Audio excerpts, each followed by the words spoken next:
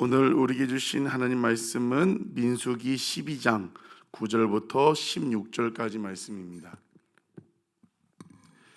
민수기 12장 9절부터 16절까지 말씀, 우리 같이 한 목소리로 읽겠습니다.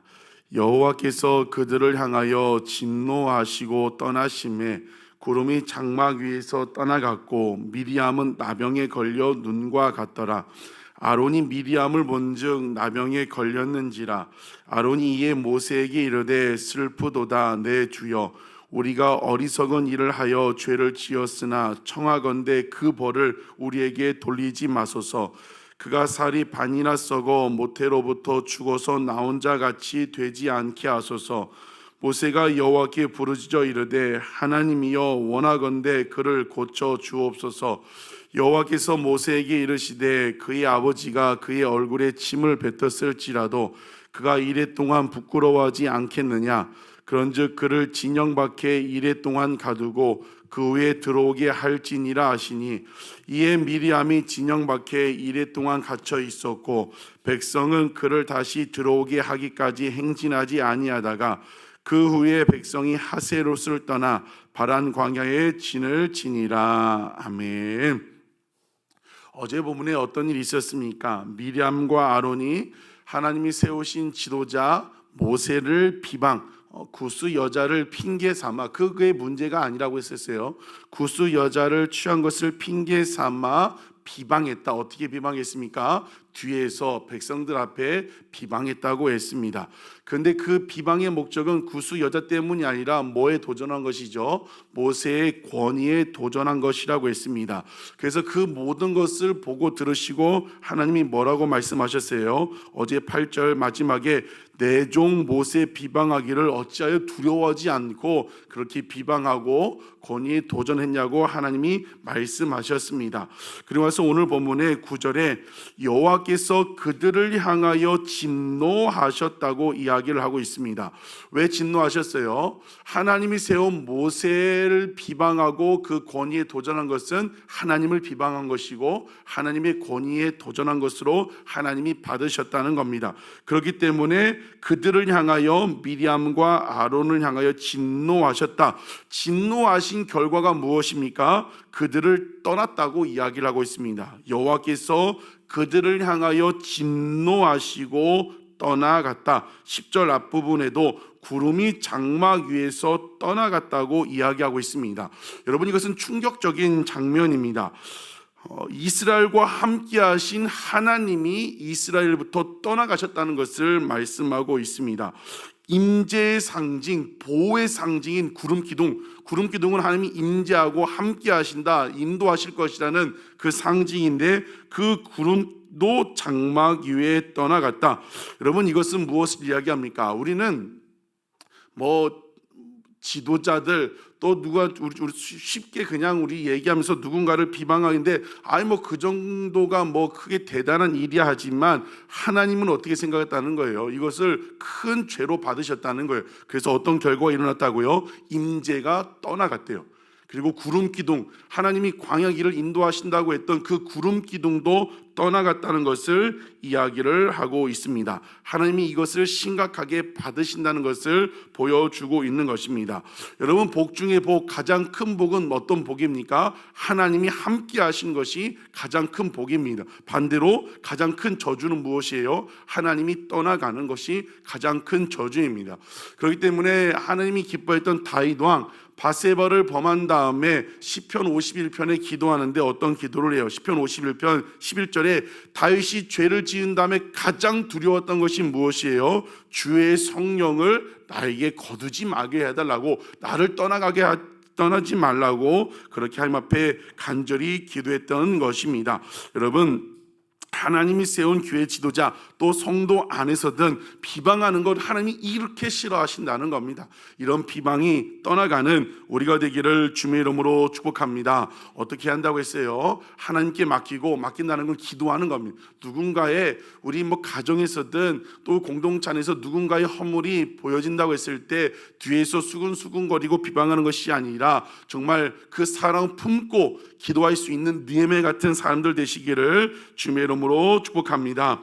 이스라엘 공동체 가운데 하나님이 임재가 떠나가는 큰 일이 벌어졌어요. 그리고 10절 구름이 장막 위에 떠나가고 미리암은 어떻게 됩니까? 나병 문둥병에 걸렸다고 이야기를 하고 있습니다. 여러분, 이 비방은 누가 했어요? 미리암과 아론이 했어요. 근데 왜 미리암만 이 나병이 걸렸을까요? 어제도 잠깐 언급했던 것처럼 1절에 보면 1절에 모세가 구스 여자를 치유했더니 그 구스 여자를 치유했으므로 미리암과 아론이 모세를 비방했다. 여러분, 영어도 그러고 히브리어 헬라를 보면 그 남성 명사가 있고 여성 명사가 있는데 비방했다고 하는 것을 보면 여성 명사, 여성형이에요. 누가 한 얘기예요? 미리암이 했다는 거예요. 미리암이. 그리고 성경은 늘 남자부터 이름 나오는데 아론부터 이름 나오지 않고 계속 미리암과 아론이 이 비방한 것을 누가 주도했다는 거예요. 미리암이 주도했기 때문에 지금 미리암이 나병이 걸린 것을 볼 수가 있습니다. 사랑하는 성도 여러분, 우리가 삶을 살아가는 가운데 갑자기 막 그런 의로움이 생기고 이것은 내가 해야 할 것이라고 했을 때 정말 우리는 하나님 살리고 세우고 섬기는 일에만 앞장서고 정말 나쁜 일 끌어내리고 비방한 일에 앞장서지 않는 여러분 되시기를 주의 이름으로 축복합니다. 왜 미리암만 나병이 걸렸어요? 미리암이 주동했어요. 미리암이 아론에게 얘기하고 미리암이 사람들 앞에 그렇게 수근수근거리고 비방했기 때문에 하나님이 미리암에게만 나병이 걸리게 하신 것입니다. 여러분, 그 다음에 그 것을 본 다음에 아론이 그 모세 앞에 나아가 하나님께 이제 회개하는 거죠. 11절에 아론이 이에 모세에게 이르되 슬프도소이다. 내 주여, 우리가 어리석은 일을 하여 죄를 지었으니 청하건대 그 벌을 우리에게 돌리지 마소서. 하나님의 임재가 떠나간 것, 그리고 자기의 동생 미리암이 나병에 걸린 것, 그것을 떠나가게 해달라고 간절히 지금 모세에게 간청하고 그런 것입니다. 그런데 그 모든 것을 듣고 13절에 모세가 어떻게 해요? 모세가 여호와께 부르짖어 이르되 하나님이여 원하건대 그를 고쳐 주옵소서. 모세가 어떤 사람이라고 어제 얘기했어요. 온유함이 지면에서 가장 뛰어난 자라고 하나님이 평가하셨습니다. 일반적으로 우리 같으면, 사람 같으면 나를 뒤에서 악의적으로 비방하고 내 권위에 도전하고 그러므로 병이 걸렸으면 어떻게 해요? 거봐, 나를 이렇게 하더니 하나님이 벌 줬어, 너는 벌 받아도 싸, 그렇게 생각할 수도 있고 고속하게 생각할 수 있지만 모세가 어떻게 기도해요? 모세가 여호와께 부르짖어 이르되 하나님이여 원하건대는 이 원어로 보면요, 제발이에요. 제발. 하나님 제발 이 미리암, 이 나병 걸린 거 나를 비방했지만 하나님이 용서해 주시고 제발 그 미리암을 고쳐달라고 간절하게 전심으로 기도했다는 것입니다. 사랑하는 성도 여러분, 우리는 이 모세를 바라볼 때마다 모세같이 온유한 자 되기를, 이것을 기도 제목으로 삼기를 주의 이름으로 축복합니다. 하나님 보실 때 아둘람 처치 안에 그 성도는 그 교회에서 가장 온유한 자라, 이 대한민국에서 가장 온유한 자라 칭찬받을 수 있는, 그런 평가받을 수 있는 우리가 되기를 주의 이름으로 축복합니다. 온전자뿐만이 아니라 사랑이 넘치는 자죠. 자기를 비방했는데 하나님 제발 미리암을 고쳐달라고 그렇게 기도했습니다. 우리는 누군가가 우리를 향하여 잘못했을 때 그 사람을 품고 그 기도할 수 있는 여러분 되시기를 주의 이름으로 축복합니다. 14절에 그 간절한 기도를 하나님이 들으셨어요. 그리고 하나님께서 모세에게 말씀하시는 거죠.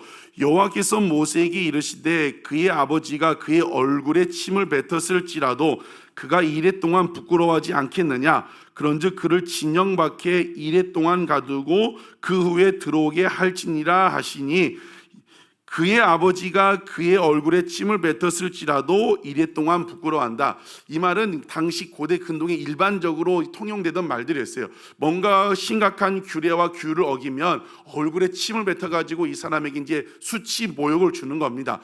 며칠이 걸린 다음에 다시 회복이 되는 거예요. 7일 동안 그 수치 모욕을 감당하라는 겁니다. 또 하나의 의미는 어떤 의미가 있어요? 이것을 히브리인들, 유대인들이 받아들일 때 어떤 의미가 있습니까? 우리가 지금 구약 구약 통독 100일 하고 있고 지금 레위기를 읽었어요. 레위기를 제대로 읽으신 분들은 이제 딱 듣자마자 7일하면 뭐가 떠올라요? 나병 환자의 완치 판정이 그 레위기에 나와 있죠. 제사장이 본 다음에 나병 완치 판정을 한 다음에 며칠이 지나야 돼요? 7일이 지나야 돼요. 하나님이 정한 법입니다. 그렇기 때문에 이 말은 무엇을 담고 있어요? 왜 7일이 지난다고요? 나병 완치 판정을 받아요. 나병 완치 판정을 받은 다음에 7일 동안 이제 있으면서 털도 깎고 뭐도 하고 7일 후에 진영으로 돌아와요. 이것은 무엇을 의미하고 있습니까? 나병에 걸렸는데 모세가 하나님 제발 이것을 벌을 거둬달라고 했을 때 어떻게 하셨다는 거예요? 모세의 기도를 바로 들어주셨다는 거예요. 미리암의 나병이 나은 거죠. 나은 다음에 돌아오려면 며칠 걸려야 한다고요? 7일. 그렇기 때문에 7일 후에 다시 돌아오게 된다는 것입니다. 하나님께서는 진노하시지만 진노 중에도 긍휼을 잊지 않고 특별히 하나님께서 세우신 모세의 제발 미리암을 고쳐달라고 말한 그 기도를 들으시고 즉시로 고쳐주셨다는 것을 대포하고 있는 거예요. 그러고 나서 7일 후에 다시 들어오게 된 것입니다. 여러분, 이것을 통해 우리가 살펴볼 것은 무엇입니까?